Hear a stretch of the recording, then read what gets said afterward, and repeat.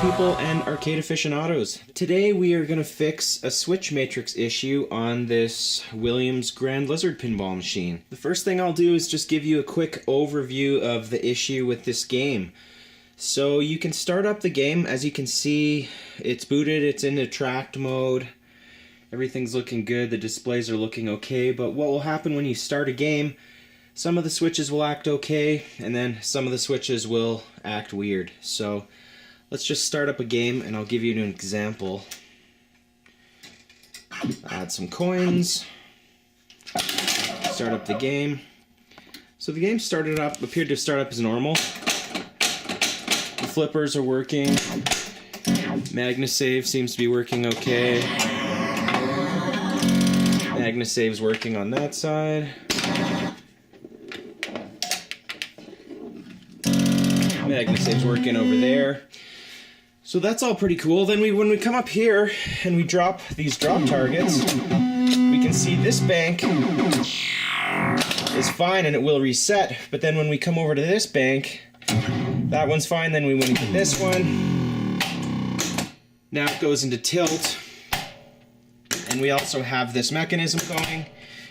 We also have, we can hear down here, down at the eject, the ball launch solenoid thing down here is going as well. So we have some definite switch matrix issues. Now what I'll do is I'll just restart the machine with that bank of drop targets with the targets all down, and we'll see that when it comes on it's going to exhibit that same behavior as you would expect if it's sensing that there's a ball stuck there and it's trying to launch the balls from the ball trough. But then what will happen is it will cycle through, it will lift those drop targets, and then the issue will go away.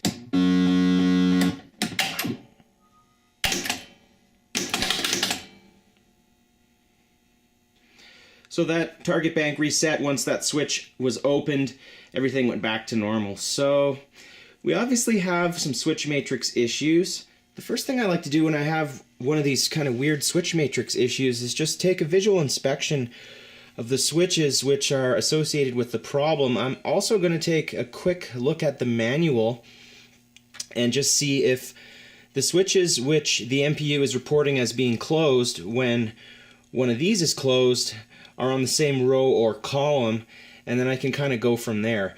But it's a good idea to just do a quick visual inspection, see if there's a diode that's maybe broken off, or the leg is bent over and it's shorted, or something like that.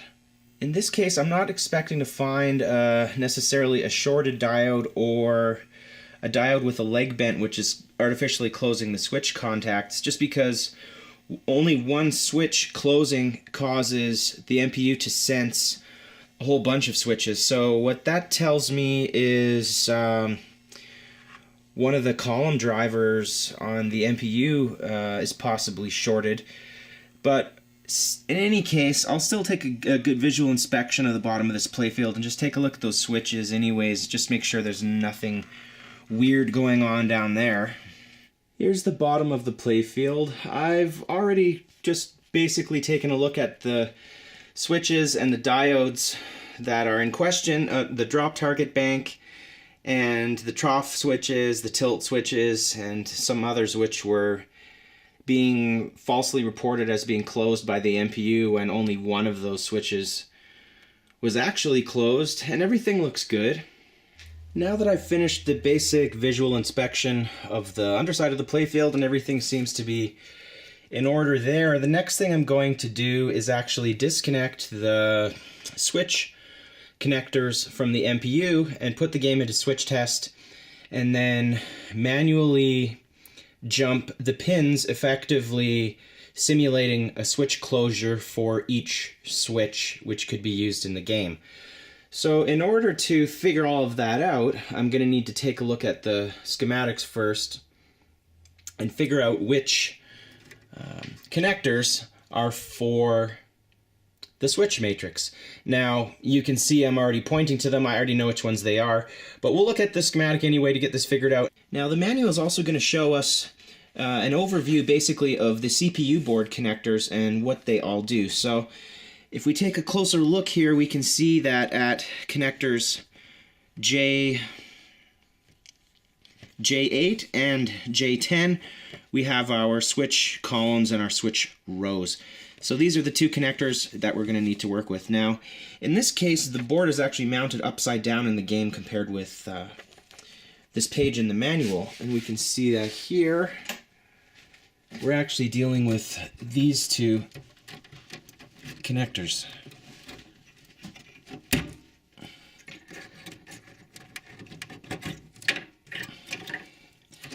So these are the columns and these are the rows. So what we're going to do is we're going to take an alligator clip lead like this, connect it to each of the columns one at a time, and then go through each row pin with the game and switch test.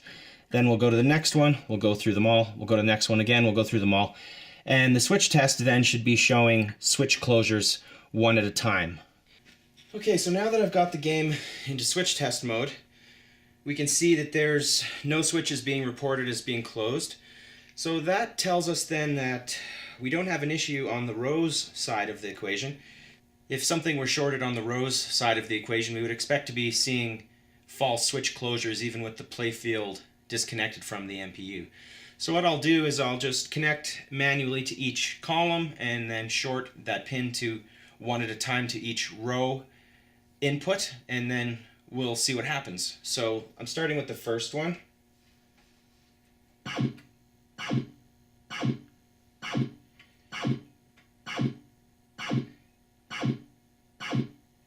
And we're seeing only one switch closure at a time reported. So that's good. That's what we'd expect. I'll move to the next column.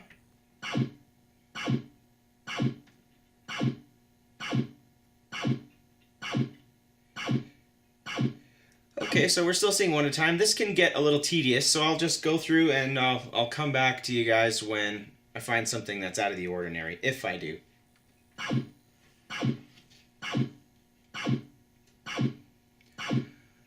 Okay, so now I'm at the point where I've connected to the fourth column driver.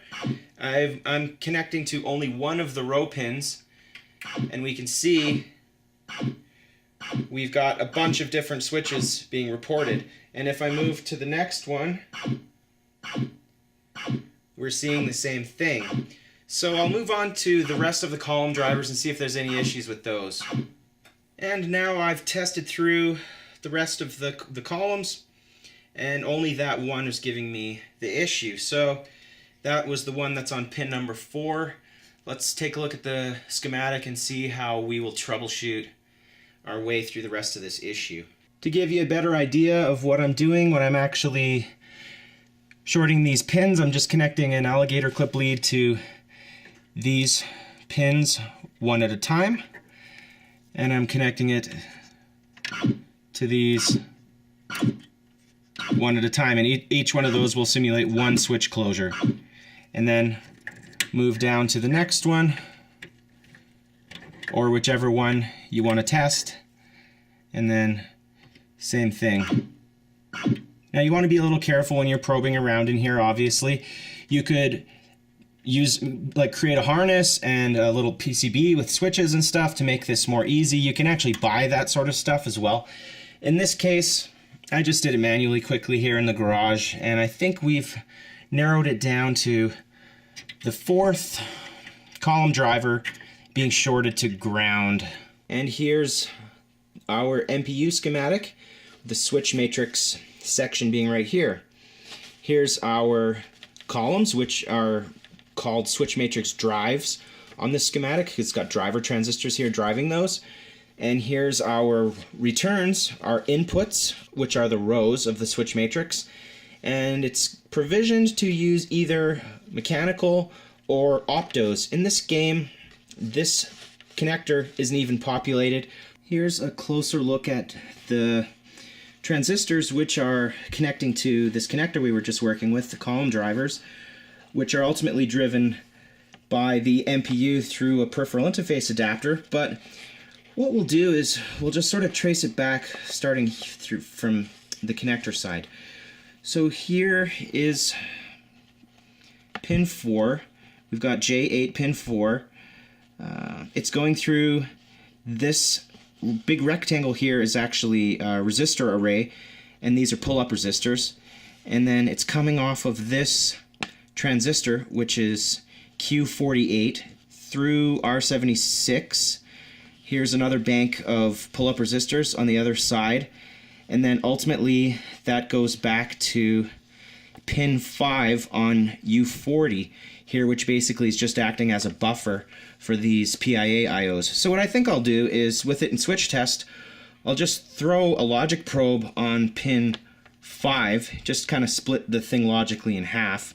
I'll start at the buffer, and I'll see if this is strobing, and then if the input to this transistor, to the base, is strobing, but the output is just short, like connecting to ground all the time, we know that this, most likely the case is that this transistor is shorted. Now I've got my trusty Radio Shack logic probe connected into the circuit.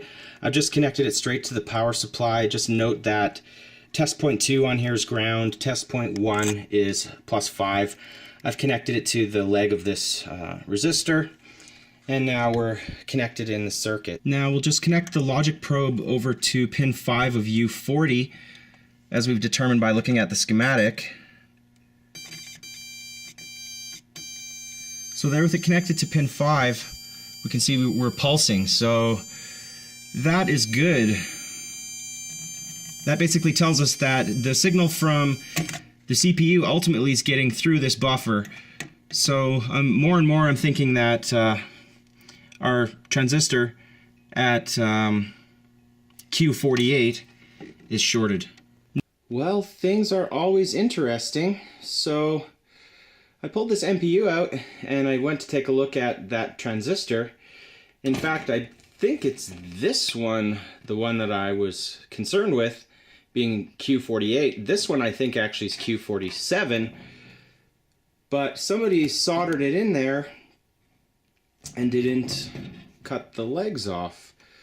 So I suspect now that one of these legs shorted out against the metal back panel, which happens to also be connected to ground. And there you have it. So that's a maybe scenario. I'll just cut these legs off. I'll actually grab a meter and check these transistors and see what the situation is there. But yeah, that's one way to do it. I've removed the MPU and I've got my meter here set to the diode test function.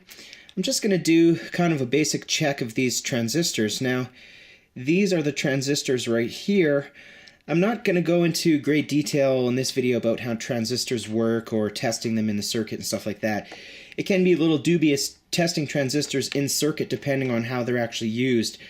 But in this case, I've pre-checked these, and it's fairly obvious that one is not like the others. Now, I'm not sure if I'm actually testing across the emitter and the base or the collector and the base. I'm just checking across these two pins, but we'll see. Our results are fairly consistent. There we have approximately 800. Again, the same thing. This one is the one that I actually suspected was bad based on my troubleshooting. And now we can see it's got quite a bit lower result. This one is the same as the others. Now the real telling thing here is when we switch the leads and we come back and we check all of our ones that were the same and showed a fairly, what I would consider to be a good reading. We're not, I was kind of messing the leads there, but the point is, those are the same result with the leads switched, and then when we come back to this one, here we go, we have the same result. So I'm expecting that this one, even though it was improperly installed and possibly shorting against the ground plane on the back of the back box, is probably going to be okay. This one, the one that we actually suspected was bad, I believe this transistor to be shorted. So I'll take it out of the circuit and test it out of circuit, and then we'll know for sure 100%. I'll just install a new one, and we'll see what happens when we stick the MPU back in the game, put it into test mode. We'll repeat the same test, or I might even just actually start a game and drop that drop target and see what happens. That might be a little more to the point. Okay, so here's the new transistor. I tested it against the one that was in the game, and again, the results are the same as what I was seeing with them in the circuit. The new one now shows the same results as the other ones, which appeared to be testing good in the circuit. So it doesn't really get much more proof positive than that. We'll just install that guy. You should also consider that we could do this troubleshooting without the schematic if we didn't have it. We'd need to determine the which ones are the switch matrix columns and the rows. We could do that by looking at the wire colors and looking at the playfield. Then once we determined which one was shorted with the test, the same test that we did, we could just trace it to which transistor. Virtually all games now are going to have the manuals online, solid state games anyway. But you can still go a long ways without the manual should you find yourself without it. Now, I've reinstalled the NPU in the game. I got it booted into attract mode. Everything seems to be working well in that sense, so that's good. I didn't break anything while I was working on it. It doesn't look like it anyway. So one thing that I realized, a pretty easy test I can do to see if this repair works is just drop these targets, because what would have happened before is it would have started kicking the ball out, it would have been doing all kinds of weird stuff. So this is a good sign. Now I think I'll just start up a game and I'll see how these targets work. I'll just generally see how the game plays. If everything then works fine, I think what I'll finally do is just put it into the switch test, go through all the switches on the playfield manually, pushing them, and just make sure everything's cool that way. So let's start up a game and see how it plays. Well, I won't actually play it, but I'll just see how it would play.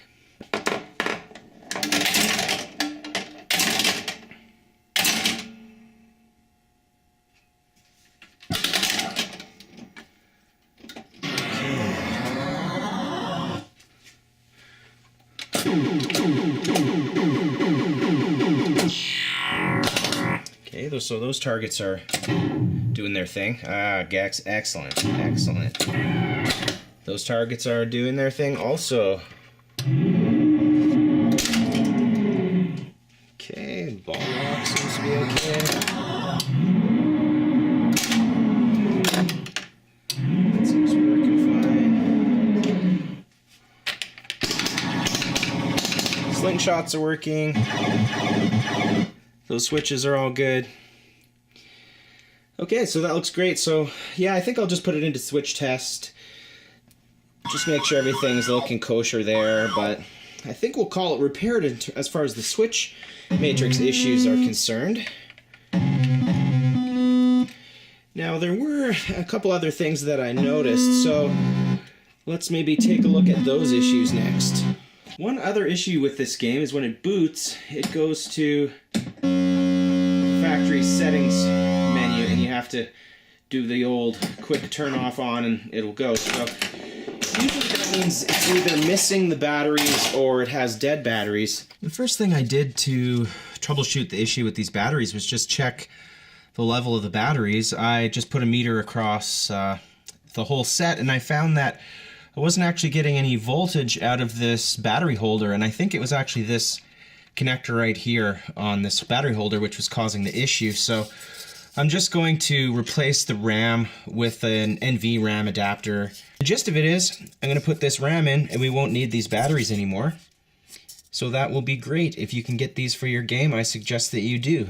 I've got the NVRAM adapter installed and the batteries are removed. What will happen the first time I turn the machine on after installing the NVRAM is it will come up to factory settings like it was before, and now I'll turn the game off and back on, and there it boots as normal. So the first time it booted, it had an empty RAM as if the batteries were dead. Then the game code came up and stored some data into the RAM. Then I turned it off, turned it back on, and now the data is still retained even though there's no batteries. So we can set the adjustments any way we like, set it for free play and stuff like that, and it will all be saved without requiring the batteries. So that'll save the NPU board should the original batteries have leaked. If the game's stored for any length of time, it's a good likelihood that the batteries eventually will leak and cause some damage on the MPU board, so we won't have to deal with that issue. The last issue I fixed with this game was with the soundboard. The background music wasn't working, and I found that this data connector was actually installed backwards. So let's just take a look at the test mode. We'll test the background music. Now I'll just put the game into test mode. The music test is going to be the first test, so as soon as I start the button, the background music's going to start playing.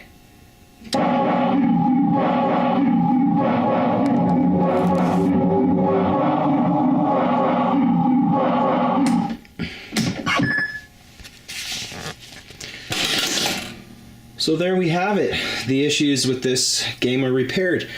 With some basic troubleshooting, we found that we were able to repair the 3 issues with the game with fairly minimal parts. There was the NVRAM adapter, but the transistor to fix the switch matrix issue was under $1, I'm sure. The fact that the data connector was installed backwards for the background music board, that was a nice bonus. That was a pretty easy fix as well. They're not always this easy, and in fact, the switch matrix issue, without a basic understanding of how the switch matrix works, that one could have been kind of a tricky one to solve. But for the most part, this one wasn't too difficult. So there we have it, it's fixed. I hope you guys enjoyed the video. Throw it a thumbs up if you did, and subscribe to the channel if you want to keep up with future videos. See you in the next one.